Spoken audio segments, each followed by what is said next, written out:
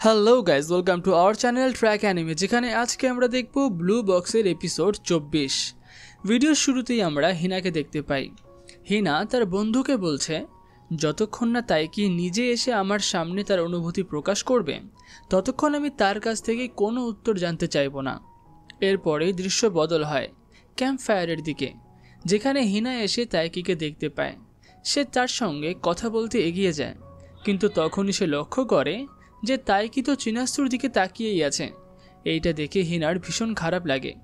হিনা মনে করতে থাকে আগের রাতে সে তাইকিকে চিনাস্তুর সঙ্গে একসঙ্গে দেখেছিল।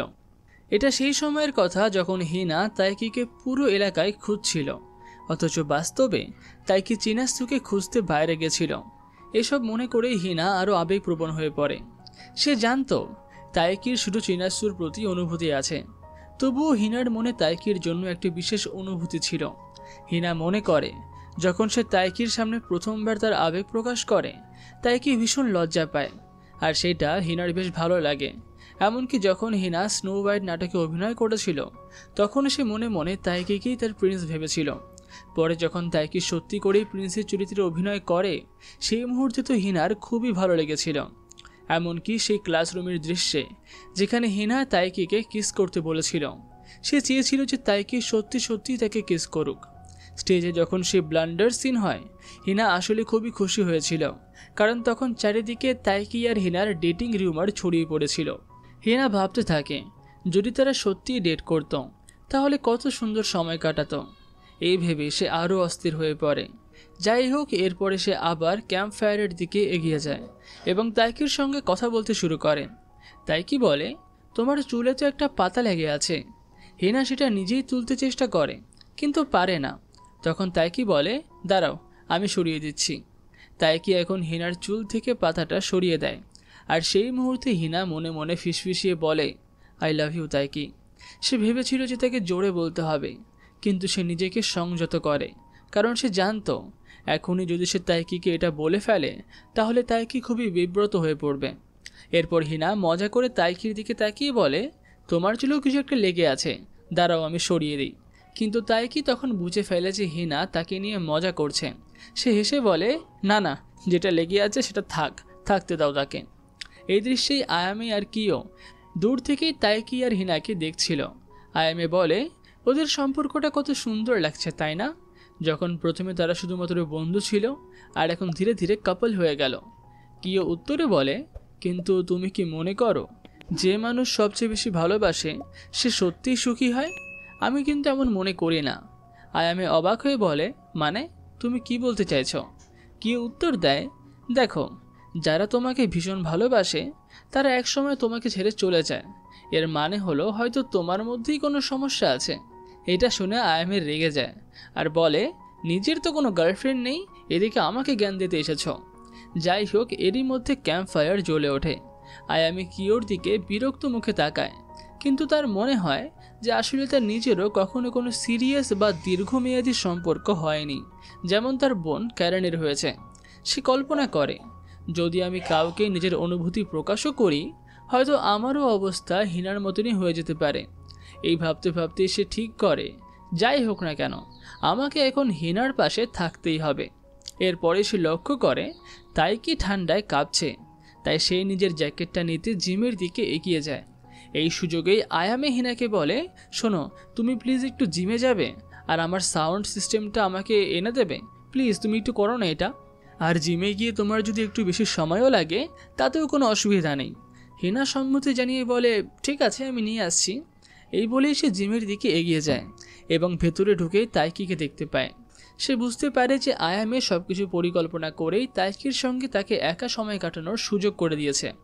তখন হিনা বলে, আসলে আমি আয়ামের জন্য সাউন্ড সিস্টেমটা নিতে এসেছি। তখন তাইকি বলে, ঠিক আছে, চলো আমিও তাহলে তোমাকে সেটা খুঁজতে সাহায্য করছি। হিনা আর তাইকি জিমের দিকে এগিয়ে যায় সাউন্ড সিস্টেম খুঁজতে, কিন্তু তারা অনেক খোঁজাখুঁজি করেও সেটি খুঁজে পায় না। তবে হিনা জিমের জানলা দিয়ে ক্যাম্প ফায়ারের একটা অসাধারণ দৃশ্য দেখতে পায়।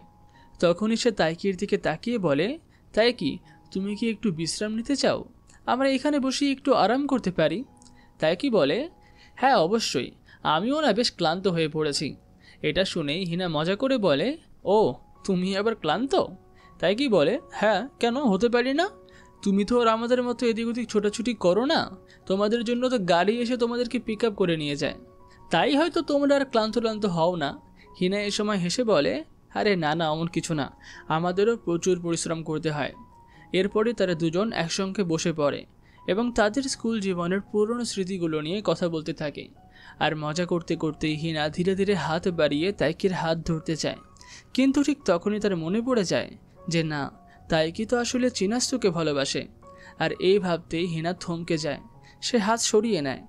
এরপর হিনা তাইকিকে জিজ্ঞাসা করে, আচ্ছা তাইকি, ওই দিন যে আমরা কার্ড গেম খেলছিলাম, যেখানে তোমাকে বলা হয়েছিল যে তুমি সবচেয়ে বেশি কাকে পছন্দ করো, তুমি সেখানে চিনাস্তুর নাম বলতে চেয়েছিলে তাই না? তাইকি কিছু বলে না আর চুপ করে থাকে। তখন হিনা আবেগপ্রবণ হয়ে বলে, শোনো তাইকি, আমি জানি তুমি চিনাস্তুকে ভালোবাসো, কিন্তু আমার অনুভূতি তোমার জন্য সত্যিই খুবই, হয়তো তুমি আমাকে ভালোবাসো না, তবুও আমি তোমাকে ভালোবাসতে থাকবো, কারণ আমার ভালোবাসা তোমার প্রতি নিঃস্বার্থ। এই বলেই হিনা থেকে সরাসরি প্রপোজ করে। তাইকি হতবাক হয়ে যায়, চুপচাপ বসে থাকে, সে কোনো উত্তর দেয় না। এটা দেখে হিনার হৃদয় ভেঙে যায়। হিনা উঠে দাঁড়ায় এবং ধীরে ধীরে সেখান থেকে চলে যেতে থাকে। ঠিক তখনই তাইকি উঠে বলে, হিনা দাঁড়াও, আমি সত্যিই খুবই দুঃখিত। হিনা ফিরে তাকিয়ে বলে, কেন? তুমি আমার কাছে ক্ষমা চাইছো কেন? তাইকি এখন একটু মাথা নিচু করে বলে, দেখো, আমি না তোমাকে ডেট করতে পারবো না। এই কথা শুনে হিনা থমকে যায়, তার হৃদয় যেন মুহূর্তের মধ্যেই ভেঙে চুরমার হয়ে যায়। কিন্তু সে নিজেকে শক্ত রাখার চেষ্টা করে এবং বলে, কোনো সমস্যা নেই, আমি তোমার কাছ থেকে এখনই কোনো উত্তর চাইছি না, তুমি সময় নিয়ে ভাবো, কারণ আমি জানি তুমি এখন চিনাসুকে পছন্দ করো, কিন্তু তুমি তো আর ওকে ডেট করছো না, তাই হয়তো একদিন তুমি আমাকেও ভালোবাসতে পারবে। আমি সেই দিন পর্যন্ত অপেক্ষা করব। কিন্তু শোনো, তুমি যদি আমাকে সত্যিই প্রত্যাখ্যান করো, তাহলে তুমিও একদিন খুবই অনুতপ্ত হবে। তাই কি মাথা নিচু করে চুপ করে থাকে। তারপর ধীরে ধীরে বলে, শোনো হিনা, আমাদের সম্পর্কটা সত্যিই খুবই জটিল, আমি তোমাকে পুরোপুরি মনোযোগ দিতে পারছি না, আর এই বিষয়টা আমাকেও কষ্ট দিচ্ছে। আমি স্পষ্টভাবেই বলতে চাই যে আমাদের সম্পর্কের কোনো ভবিষ্যৎ নেই। তাইকির এই কথাটা পুরোপুরি শেষ করার আগেই হিনা তার মুখের উপর হাত রেখে বলে, না, চুপ করে থাকো তুমি, আর কিচ্ছু বলো না, আমি তোমার মুখ থেকে এই কথা শুনতেই চাই না। হ্যাঁ, হয়তো তুমি চিনাসুকে পছন্দ করো, কিন্তু তবুও আমি তোমাকে ভালোবাসি, আর সবসময় ভালোবাসবো। যতদিন না তুমি আমাকে ভালোবাসতে শুরু করো, আমি ততদিন অপেক্ষা করব। হিনা এই সময় কান্নায় ভেঙে পড়ে, কিন্তু তাইকি ধীরে ধীরে হিনার হাত সরিয়ে দেয় এবং শান্ত গলায় বলে, দেখো, আমাদের সম্পর্কের সমীকরণটা একদমই ভুল। কিন্তু হিনা দৃঢ়ভাবে বলতে থাকে, না, ভুল নয়, যদি তুমি আমাকেও ভালোবাসতে শুরু করো তাহলে সব ঠিক হয়ে যাবে। আমাদের একসঙ্গে কাটানো মুহূর্তগুলো, স্মৃতিগুলো, সব কিছু চিনাস্তুর তুলনায় অনেক বেশি শক্তিশালী। তাহলে কেন তুমি চিনাস্তুর জন্য আমাকে প্রত্যাখ্যান করছো? শুধুমাত্র সে তোমার বাড়িতে থাকে বলে? যদি এরকমই হয় তাহলে আমিও। এই কথা বলেই হিনা থেমে যায়। তাই কিও এখন কঠিন স্বরে বলে, হিনা, তুমি যাই বলো না কেন, আমি যাকে ভালোবাসি সেটা কখনো বদলাবে না। এই কথা শুনেই হিনার হৃদয় চূর্ণ বিচীর্ণ হয়ে যায়। সে আর নিজেকে সামলাতে পারে না, কান্নায় ভেঙে পড়ে আর দৌড়ে সেখান থেকে বেরিয়ে যায়। অন্যদিকে আয়ামে এই সময় জিমের দিকে এগিয়ে যাচ্ছিল। সে মনে মনেই ভাবছিল, অনেকক্ষণ তো হয়ে গেল, নিশ্চয়ই তারা দুজন এখন দারুণ সময় কাটাচ্ছে। ঠিক তখনই সে হিনাকে দৌড়ে সেখান থেকে বেরিয়ে যেতে দেখে। সে হতবাক হয়ে যায়। আয়ামে এখন হিনার পিছু নেয় এবং দেখে যে হিনা ভীষণভাবে কাঁদছে।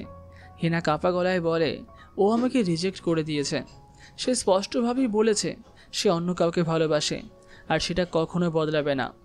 এদিকে তাইকি হতাশ হয়ে জিমের ভেতরেই বসে পড়ে। হিনা কান্না জড়িত কণ্ঠে বলে, আমি এতদিন ভেবেছিলাম যত বেশি চেষ্টা করব ততই বেশি ভালোবাসা পাবো, কিন্তু আজ বুঝলাম সব জায়গায় চেষ্টায় ফল মেলে না। অন্যদিকে আমরা ক্যাম্প ফায়ারের পাশে এই সময় চিনাসুকে দেখতে পাই। সেও এখন চারিদিকে তাকিয়ে তাইকিকে খুঁজতে থাকে, কিন্তু তাকে কোথাও দেখতে পায় না। আর এরই সঙ্গে ব্লু বক্সের এপিসোড 24 এখানেই শেষ হয়। পুরো ভিডিওটি ভালো লাগলে ভিডিওটিতে লাইক, কমেন্ট, শেয়ার অবশ্যই করবেন। আর পরবর্তী দেখার জন্য চ্যানেলটাকে সাবস্ক্রাইব করতে তো একদম ভুলবেন না। তাহলে দেখা হচ্ছে পরবর্তী পর্বে।